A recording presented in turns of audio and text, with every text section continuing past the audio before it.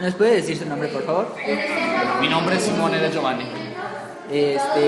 Las preguntas son, ¿qué países fueron los líderes mundiales durante la Guerra Fría? Durante la Guerra Fría tuvimos un mundo bipolar. Tuvimos un mundo bipolar en el cual los dos grandes líderes, las dos superpotencias, eran por un lado los Estados Unidos de América y por el otro lado la Unión Soviética. Gracias. ¿Por qué pasaron de ser aliados en las dos guerras mundiales a ser enemigos? Durante la Segunda Guerra Mundial hubo una alianza obligatoria entre los países cuales Gran Bretaña, Estados Unidos y Francia, y por el otro lado la Unión Soviética, porque el enemigo común era el nazismo.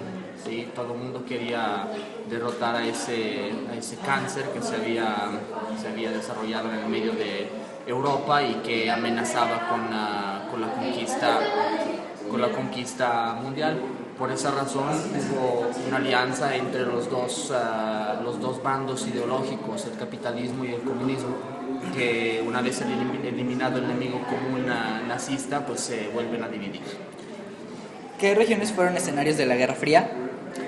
Durante la Guerra Fría todo el mundo fue en realidad un escenario. El punto o el emblema de la guerra, sin embargo, fue el muro de Berlín, que fue levantado en 1961 para evitar que millones de personas se mudaran del lado comunista al lado capitalista. Afortunadamente, nunca hubo un enfrentamiento directo entre la esfera, digamos, la Unión Soviética y los Estados Unidos, por eso la llamamos Guerra Fría. Sin embargo, dentro del marco de la Guerra Fría hubo varias guerras calientes. ¿Qué son las guerras calientes? Son las que sí se luchan con armas.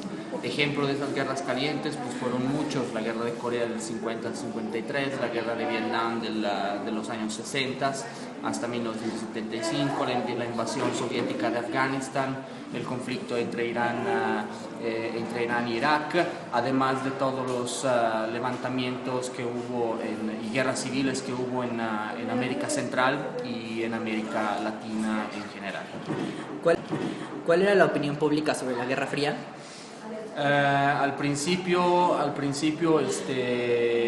casi todo el mundo respaldaba a los Estados Unidos. Sin embargo, con el pasar del tiempo, también en el mundo occidental tomaron fuerza partidos comunistas muy grandes. Tenemos, por ejemplo, el caso de Francia, el caso de Italia, el caso de España, en donde esos partidos nunca llegaron al poder, pero sí llegaron a ser una oposición muy, muy fuerte.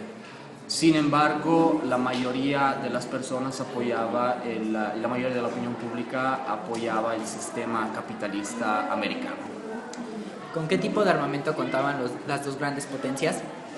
Las dos grandes potencias contaban con armamento convencional y armamento no convencional. El armamento convencional son el armamento que conocemos, como las ametralladoras, los tanques, los aviones de guerra.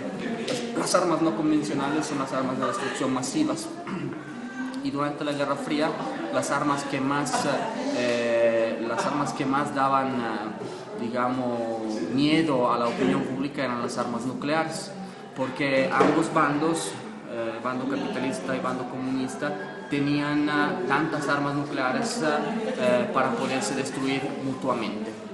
Y eso obviamente mantuvo como que la opinión pública siempre muy atenta y muy preocupada de los acontecimientos.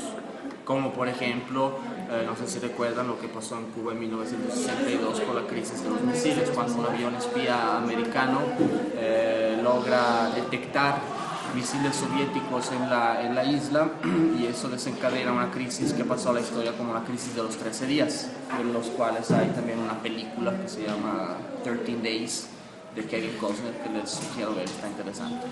Muchas gracias. Muchas gracias, profe. ¿Sería todo? Sí.